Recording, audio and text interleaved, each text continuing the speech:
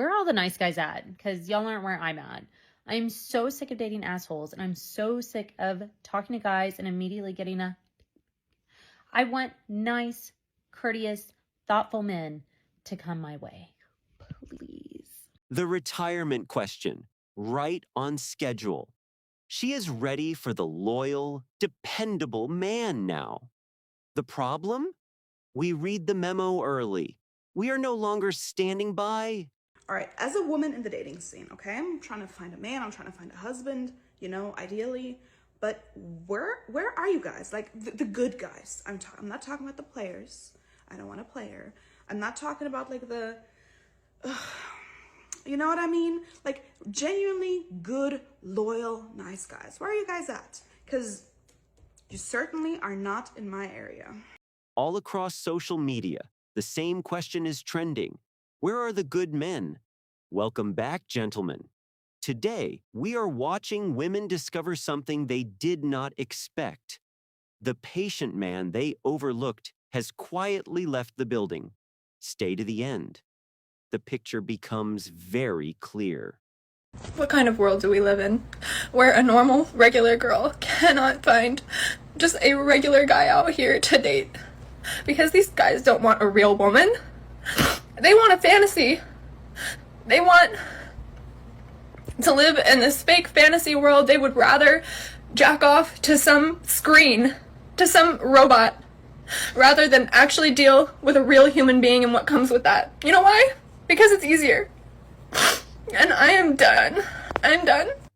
And there it is. Men want fantasy. The good man is not a fantasy. He simply looked at the terms and conditions and declined to sign. That is all that happened here.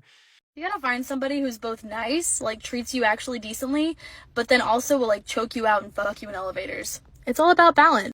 That was the priority list in the prime years. Excitement first, stability later. The assumption was that the stable man would always be available when the time came. That assumption did not age well. I just wanted to confess something to you guys. I'm so desperate. Like, I'm desperate. I know I look so desperate. It's because I am. I'm so desperate. I can't find any guy that will, like, ever want to, like, be with me or hug me or cuddle me or, like, smell me. There's just nobody out there. It's just really hard.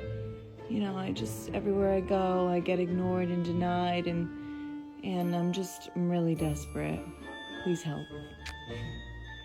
Fucker. Not long ago, she did not need anyone. Now the loneliness is loud. We are not laughing at this, gentlemen.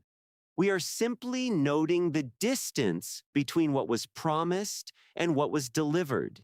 Independence has a cost. She is paying it now. So you want my number? Okay, well, first things first.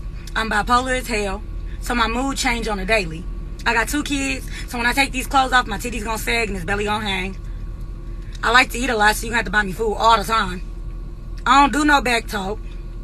I got a fly mouth. And in the mornings when I wake up, my breath is funky as hell. So if I roll over to give you a kiss and you deny me a kiss just because my breath funky, you gotta go.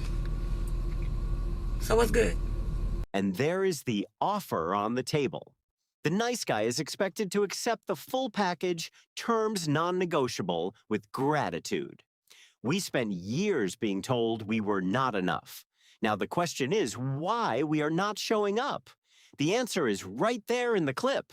Please have a man slowly explain to me why you all suck so fucking much. I can honestly sit here and say, as a 34-year-old woman, I have not met one goddamn good man. So please someone explain to me why the fuck that is. The honest answer is simple. A man who has spent years building himself is no longer chasing. He is selecting, and the criteria have changed. What was acceptable before is no longer on the table. The market shifted. She just did not notice until now. I've spent many years giving love to others while quietly wishing for a family of my own. Some nights, the silence reminds me of what I have been missing. Yet I still believe the right man will come into my life. A master, man with a gentle heart, strong values, and a desire to create something beautiful together. This year, I am ready for that blessing. She wants a man of strong values and a gentle heart. That man exists. He has always existed. The question worth asking is where she was when he was available. What she is describing now is exactly what the good man was offering years ago. Timing is everything. I've been through a lot. I've been through a lot in my teenage phase. I went through a lot in my 20s. I made a lot of mistakes, and there was a lot of people who drugged me through the dirt for it. And I believed it for a long time. I wasn't nice to myself because of what others said about me until I knew who I really was and whose I really was, which is yours, Lord. Now nobody can shake how I feel about myself. Nobody can change how I feel about myself. Nobody can change. We are not dismissing what she went through, but there is a difference between circumstances and choices. The good man can tell the difference, and he factors it into his decisions. That is not cruelty.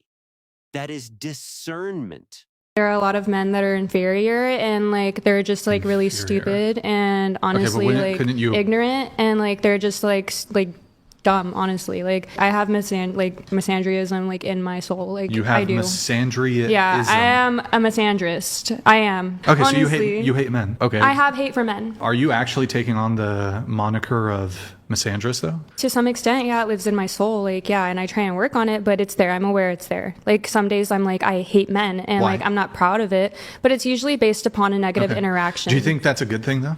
No, definitely not. She admits it openly. Hate for men lives in her soul. Notice that this is said freely, without consequence. Flip that conversation and observe how quickly the room changes. We are not angry about this, gentlemen. We simply filed it away as useful information and kept moving. My husband and I were together for 8 years, 4 years dating, 4 years married, and I decided to move out in February. Okay. And do you want to know how many times in the now 3 months that we've been separated that he's begged me to come back, told me how much he loves me, How many how much times? he wants to make it work, how much he misses me and our dog? 0.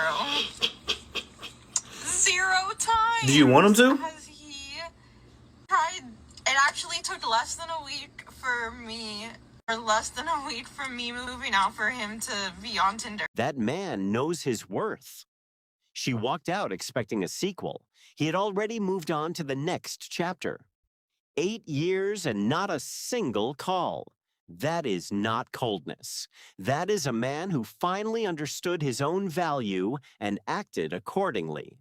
I'm gonna need someone who can tell me where I should be looking to find a guy who goes to the gym every day, eats clean, listens to Alex Hermosi, focuses on his business, doesn't go out, takes care of himself. I'm talking about using like base shampoo, and wears great cologne, like Creator by Rita. I want to smell you from miles away, and loves to sip a cappuccino. Where can I find them?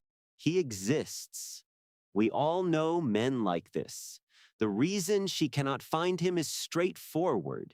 He is not looking in the same places anymore. He has changed his environment, his circles, his standards. She is searching in a market she priced herself out of. Still looking for a boyfriend. I don't have a boyfriend. I think it's really hard for me to find a boyfriend now just because everyone knows me and every time I try to go on a date, they know who I am. Like, I don't really have standards. Looking for someone who's beautiful and 6'5" and has a great personality. I just want them to make me happy and laugh, and like that's all I care about. Just wants someone to make her happy. Simple enough request. The challenge is that happiness cannot be someone else's job. A man who has done the work on himself recognizes immediately when he is being handed a responsibility that was never his to carry. That is when he politely steps aside. You know why I will never understand men who meet their dream girl and they know it's their dream girl and it's the love of their life, but they think they're not good enough for her, so they'll just sabotage the relationship and just... Every man deserves to find someone who genuinely sees his value. What erodes that picture is not time. It is a pattern of choices that signals how a person moves through life. A discerning man reads those signals, and he responds accordingly. I'm turning 40 this year and everything is just hitting me right now. It's like, not where I wanted to be. I haven't succeeded at anything. God, have I even tried? Like, I don't even know anymore. I don't know how to do anything. I don't know how to cope with anything. And I don't know how to, I did this whole growing thing wrong. Like I'm supposed to be an adult. I'm supposed to be able to handle these things, and I can't handle anything. And I literally am just realizing, like, it's been 40 years of this, and like, it's 40 years of just being confused and not knowing and like figuring things out slower and like not like I haven't built anything. I have nothing like to show for this time. I just don't know what I'm doing here, and I'm lost. I'm afraid, and I don't.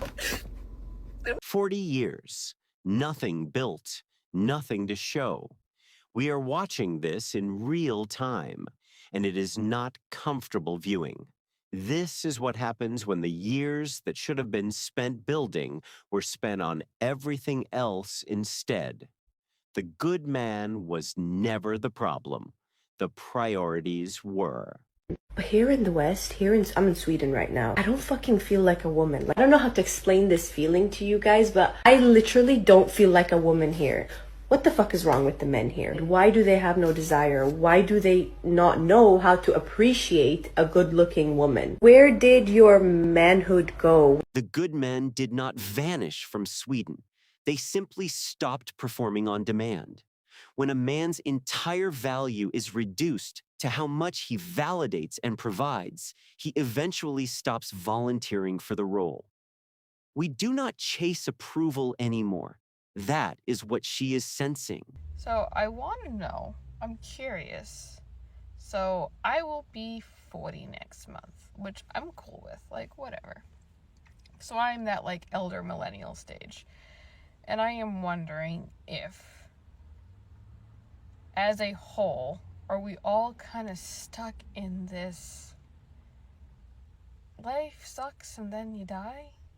Are we all kind of stuck in the can't afford to live, can't afford to stop, everything is hard, nothing is easy, this does not feel like what I thought adulthood would be like. Like I am stuck in this season of I hate everything, but I also don't hate everything, and like I love my kids, and like I do, and I love being their mom, but I'm so sick of every possible aspect of life being hard, from trying to keep the lights on and food on the table to figuring out what is the right move for this or that, or like trying to parent my daughters in this world. Like, it feels like everything is hard and heavy and nothing is easy, and it's just unpleasant. This is not what I expected life to be like. This is what the daily reality looks like now. Everything is hard. Everything is heavy. We are not watching this with satisfaction, gentlemen. We are watching it as a reminder. Build your life while you can. Do not wait for a rescue that is not coming. I'm fucking stressed out! I'm fucking stressed! We should not be working like this. I work my ass off and I can't even fucking pay bills, bro. And they always say, don't compare yourself to others. But I see people going to Coachella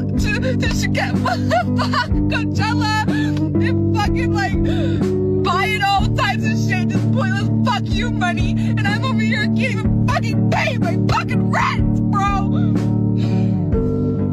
We are watching all of this from a distance, gentlemen. Calm, focused, building.